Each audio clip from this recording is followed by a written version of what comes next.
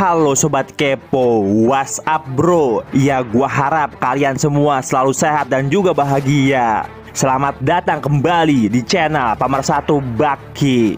Dan di video gua kali ini, gua akan menceritakan side story, yaitu Baki Gaiden Scarface, di mana fokus ceritanya adalah Hanayama dan juga Titan Rex, si manusia muka kadal. Langsung aja cekidot.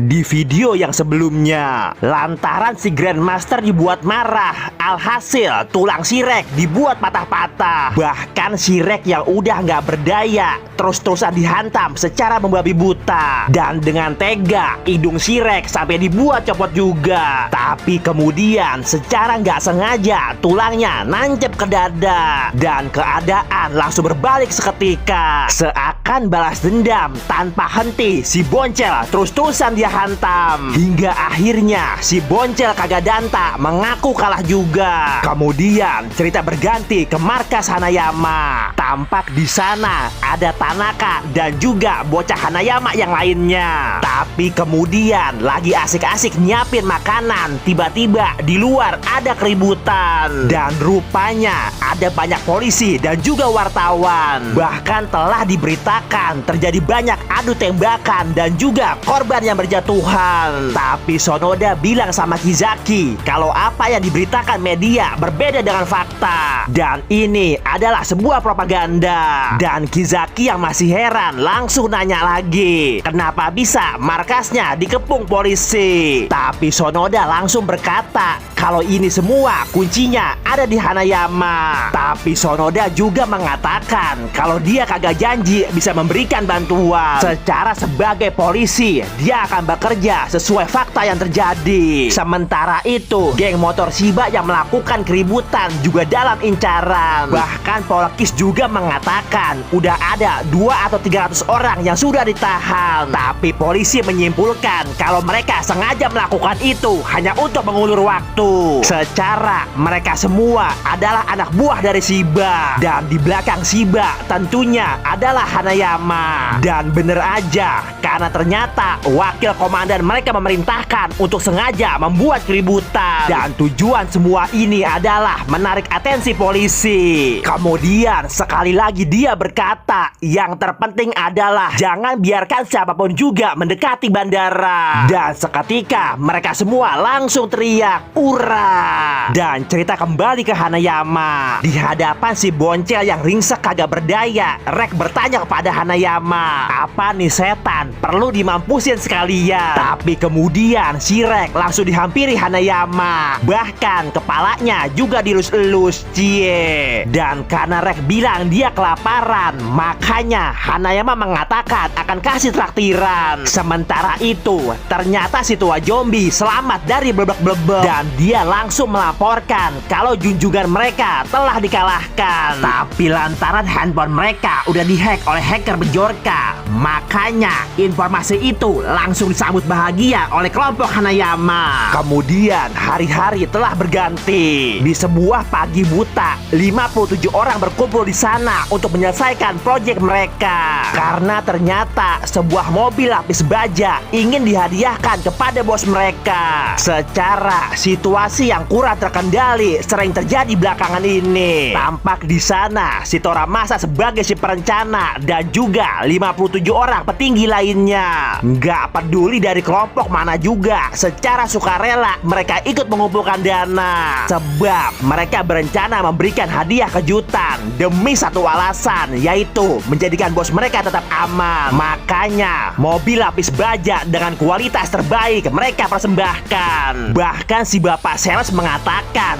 kalau di mobil kagak bakal bisa dihancurkan meskipun dengan basoka sekalipun. Dan juga di sebuah zona perang, nih mobil akan tetap maju kencang. Tapi lantaran para mafia masih ragu, makanya mereka pengen ngetes dulu. Meskipun si bapak mengatakan kalau tuh mobil kuat gila, tapi mafia juga berkata kalau Hanayama bukanlah manusia. Dan akhirnya hari pembuktian telah tiba. antara mobil lapis baja dan juga kekuatan Hanayama. Dan kagak pakai lama, Hanayama langsung pasang kuda-kuda. Pukulan langsung dia kokang, dan seketika tuh mobil langsung dia terjang. Tapi ternyata mobil yang katanya kuat gila langsung ringsak seketika. Dan semua penonton dibuat nggak percaya. Secara mobil yang katanya nggak bisa dihancurkan, nyatanya ringsak berantakan. Tapi hal yang paling mengejutkan, karena tuh mobil langsung hancur berantakan hanya dengan satu pukulan. Si bapak sales yang kaget dengan apa yang terjadi, akhirnya cuma bisa pelangap-pelongok sendiri. Dan kemudian dengan gaya sok cool, Hanayama juga langsung pergi. Kemudian cerita pun berganti kembali. Di sebuah pasar tradisional, tampak kakek Hanayama yang lagi main bareng bocah. Bahkan dia menasehati bocah agar jangan sampai bajunya kena basah, secara nanti bisa sakit. Dan tampak juga di sana salah satu anak buahnya. Rupanya dia adalah supervisor kelima dari grup Fujiki yang bernama Tatsumi. Dan saat ini dia sedang bertugas untuk mengamankan lokasi. Meskipun nggak terjadi apa-apa, tapi firasatnya mengatakan akan terjadi keburukan. Sementara tampak juga Hanayama yang lagi main bareng bocah. Dan lantaran kaleng diremak jadi bola, bocah-bocah jadi tampak bahagia. Sampai akhirnya bapak tuh bocah datang juga. Dan ternyata dia bernama Itomi Masayuki, salah satu anggota grup Fujiki. Dan lantaran Hanayama orangnya baik gila, makanya istrinya sampai mengucapkan rasa terima kasihnya. Kemudian karena harus ikut rapat, mereka berdua pergi cepat-cepat. Sementara itu kakek Hanayama bercerita tentang Iketobi, dan dia adalah salah satu wakilnya di grup Fujiki. Karena secara tiba-tiba dia mengajukan pensiun dini. Dan tentu aja mereka semua seolah nggak percaya. Terlebih lagi saat ini secara tiba-tiba dia harus duduk di atas kursi roda. Tapi kemudian lagi asik jalan-jalan, terjadi hal yang begitu mengejutkan. Karena secara tiba-tiba muncul sekelompok orang bersenjata. Dan seketika mereka semua langsung menembak secara membabi buta. Tatsumi pun langsung berusaha sekuat tenaga untuk melindungi bosnya. Sementara Hanayama yang merasa mendengar tembakan langsung berlari dengan kencang. Tapi tampaknya usaha Tatsumi sia-sia. Karena sekuat apapun dia berusaha, si bos alias kakek Hanayama tetap kena tembak juga. Hingga akhirnya tembakan di mata bikin dia ambruk seketika. Dan begitu juga dengan kakek Hanayama. Sementara Hanayama masih berlari, Tatsumi yang masih ada napas langsung ditembakin lagi. Dan akhirnya Tatsumi bener-bener innalillahi. Tapi secepat apapun Hanayama berlari, dia tetap terlambat. Karena setiba dia di lokasi, yang tersisa hanyalah mayat-mayat. Dan terlebih lagi mayat kakeknya sendiri. Dan bagaimanakah kelanjutan kisah Hanayama? Apakah ceritanya akan kita lanjut terus? Ya kita tunggu aja sampai manganya kagak hiatus.